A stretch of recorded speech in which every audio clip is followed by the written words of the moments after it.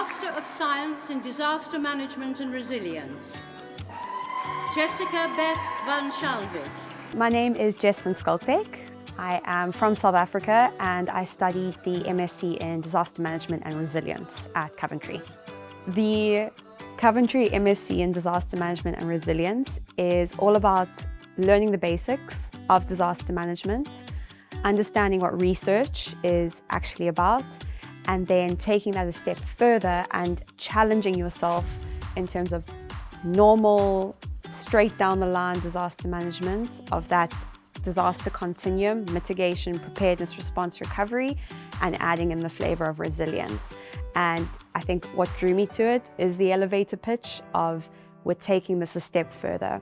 It's not just you're going to learn about disasters and how to respond in a basic way. What this course is about is you're going to learn about disasters and how to respond in a way that makes sure the same outcomes don't happen again in future. So my entire career has been disaster management. I did my undergrad in it in South Africa and my honours degree, and then I've been working in the industry for the last 10 years. And when I originally studied disaster management, it was quite purist disaster management. So the typical cycle of mitigation, preparedness, response, recovery, and then went into the industry. And as the world has shifted and things have changed, there's been this need for more discussions around the resilience piece, and that's really what drew me to this course, because it doesn't matter if we are planning for disasters that might happen or when something does happen. Even when we're responding, we should be thinking about how do we make sure that the solutions we're implementing are resilient solutions so that communities, when the same sort of event happens, the same outcomes don't happen. And so when I saw Coventry's degree that had this add-on of it, it's not just disaster management, you're really digging into the resilience piece, it got me really excited. And the online format is because I'm a working professional. So a lot of the other universities that I explored, you had to be on campus for at least 2 weeks of every year. And I didn't have that luxury. I also was an active responder, so I was being sent out into the field and I was already on response programs, and so I needed something that was going to fit into that working life, because when hurricanes and floods and earthquakes happen, I can't just be like, whoa, stop, I've got an assignment. So Coventry gave me that flexibility to be able to put studies on pause when I needed to, and then pick them up again when I had the capacity. Global. So my career has spanned, I've been very fortunate, it's spanned a lot of different contexts. So right when I graduated after my honours degree, I worked for an international relief organisation. And so that was doing a lot of immediate response and recovery work globally. So everything from Central, South America, North America, Southeast Asia, a bit in Africa, but that was a variety of disasters. And then during COVID times, I actually went back to South Africa and I worked in the government space there. So I worked for the government in the Disaster Management Centre, and that was purely South African incidents and predominantly the Western Cape. And then I went into my own consultancy. And so now it's pretty much an even split, and it's a mix of things. So we work with a lot of South African organizations and corporates, but then also a lot of international NGOs and foundations doing response or preparedness and response planning with them. So it's a bit of everything. Yeah, 100%. My favorite module there was one where we were able to design our own model. So during that module, you were looking at, there were a variety of topics that we were studying, and then you could come up with a model that you thought would better the response that organizations could have. So that module happened, I think it was within the first year of studies, and I actually took that model and enhanced and refined it for my final working paper thesis.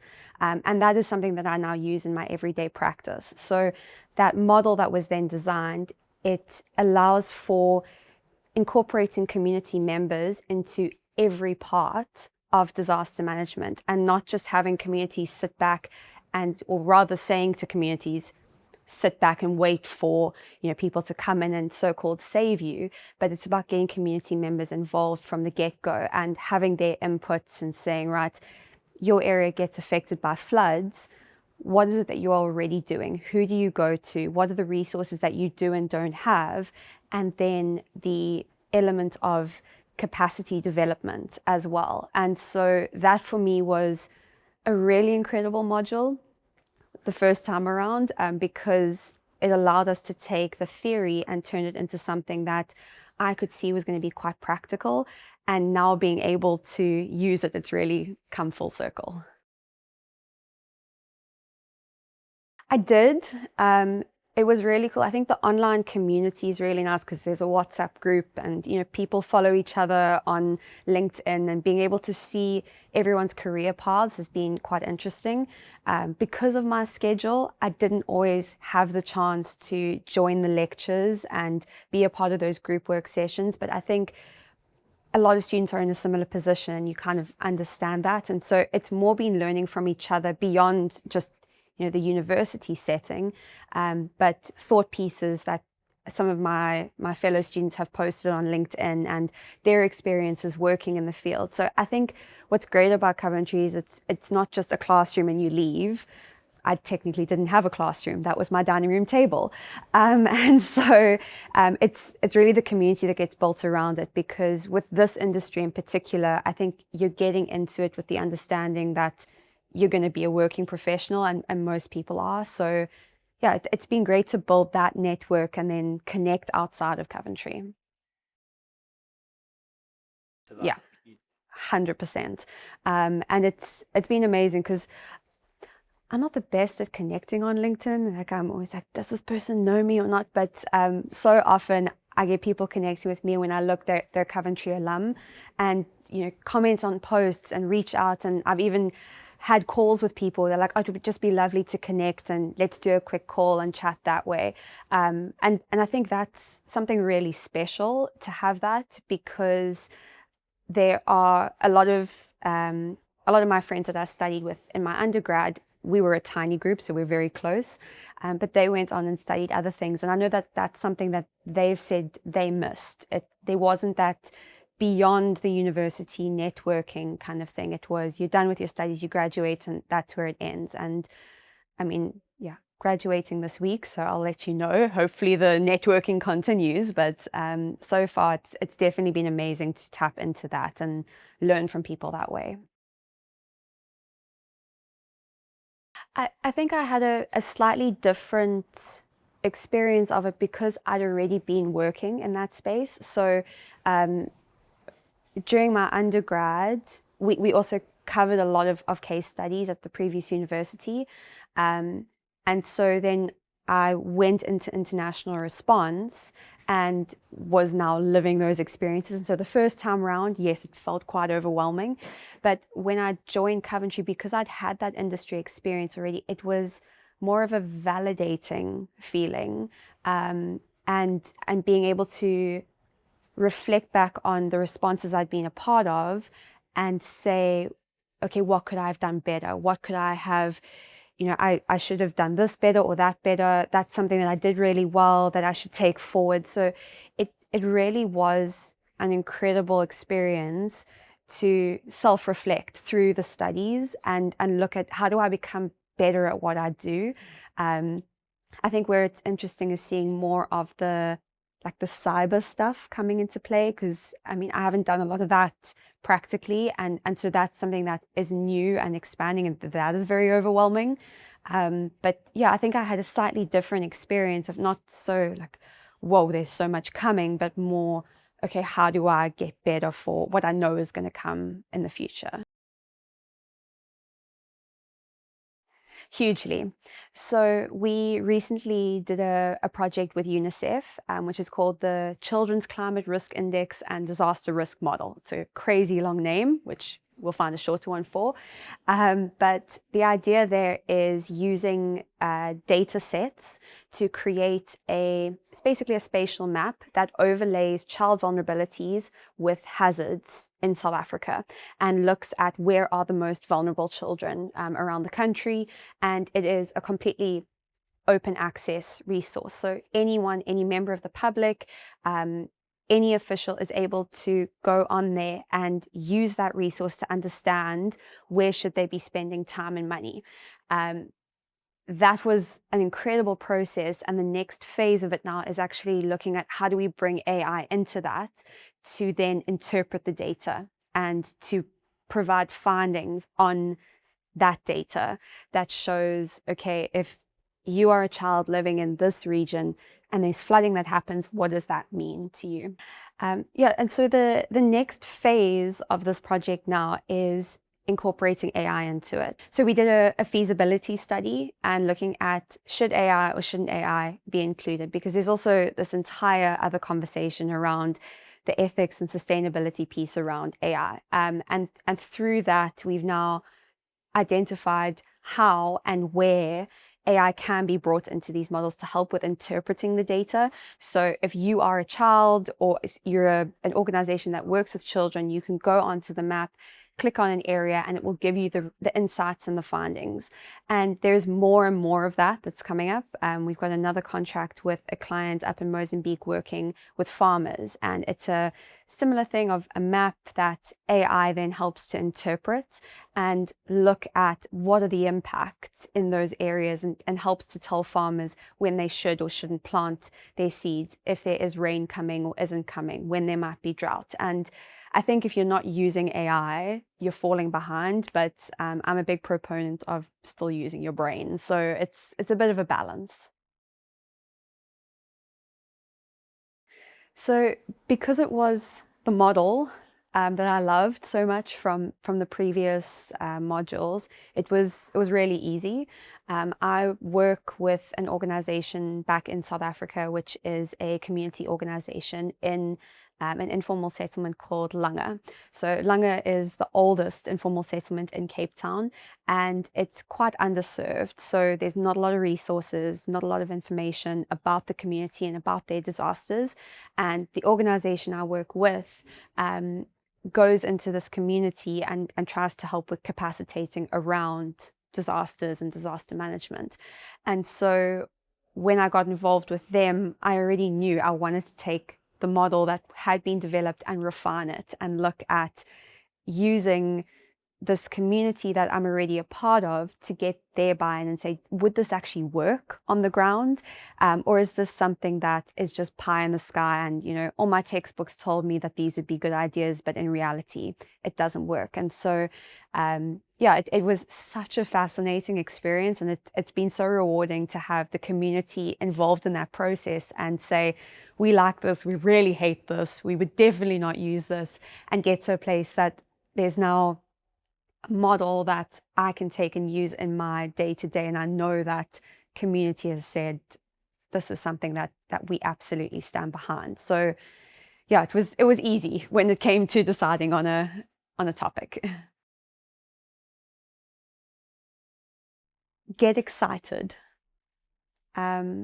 I think if you come into this entire industry half-hearted, it's going to be a very long and hard slog.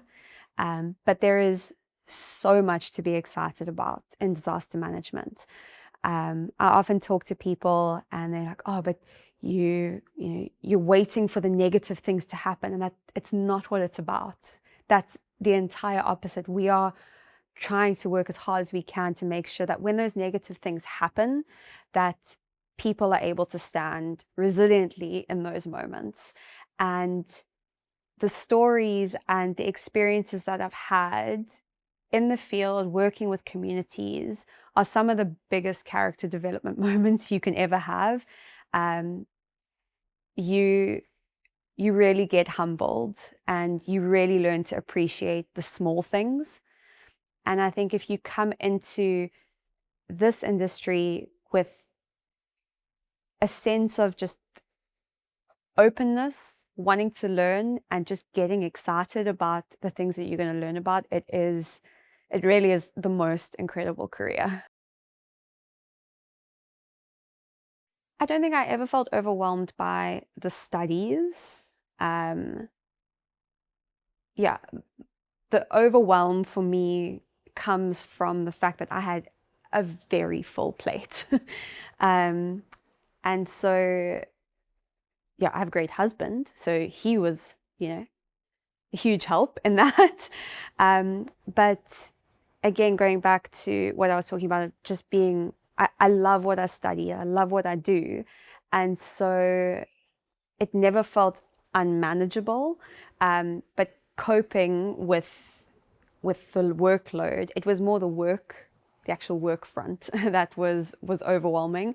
The studies, in a way, actually helped with that because, if you've got a challenge at work, odds are you're going to learn something in your studies that's going to help with that. So the working, full-time work and full-time studies, I think it's great because they do complement each other.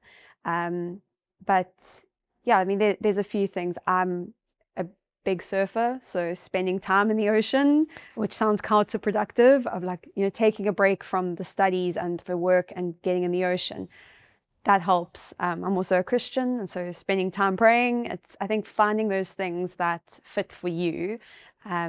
It's the balance, which I'm still working on. Balance is not great, but we're getting there. I've got a few who really supported throughout the journey because I'd mentioned that there were modules that I deferred when I was on responses. I needed to kind of push things out to fit into work. And so Emma and Fang were phenomenal at just helping me to make it all work. They, so incredible at what they do, and that was great. But the one that was just phenomenal was my student coach during my working paper, who was Nuan. And he, I think, had done quite a similar thing of, creating a model and having things published. And so when it came time for me to do my working paper, it was so wonderful to have someone who knew what they were talking about and who had done this before. And I could ask questions and challenge ideas because I had such a clear idea. I was like, this is what I'm going to do for my working paper. But to have someone who could look at it and say, I've done this before, why don't we try it this way? It made the model so much better, and it made it so much more usable. And the whole experience so easy and really enjoyable. And I think it's a huge privilege as a student to have lecturers and faculty members who are as experienced and passionate as what the lecturers and the staff are here. Oh gosh, a lot of work. So I'm the managing director of a company called Disaster Nomad, which I had started in 2019 as somewhat of a side hustle consultancy, and I now do that full time. And so I think what's next for me is really expanding that business. I touched on it, and the community piece is something that I am really passionate about, but the way that we are trying to make that happen is through corporates and government agencies and those sorts of actors being more a part of the disaster management world and having them reflect on what do their operations mean to the communities around them. So, for example, the tourism industry, I never think I'd work with tour operators, but every single lodge is dependent on staff that come from their communities to run and to operate. And when disasters happen, everything shuts down. And so I think what's next for me is taking what I've learned here at Coventry and the pieces that have really challenged me and made me stop and think, okay, where was I going wrong? And bring those into the business and growing that as much as we can.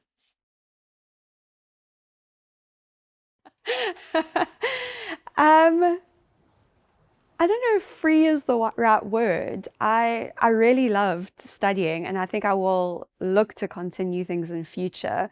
But I feel excited. Maybe put it that way.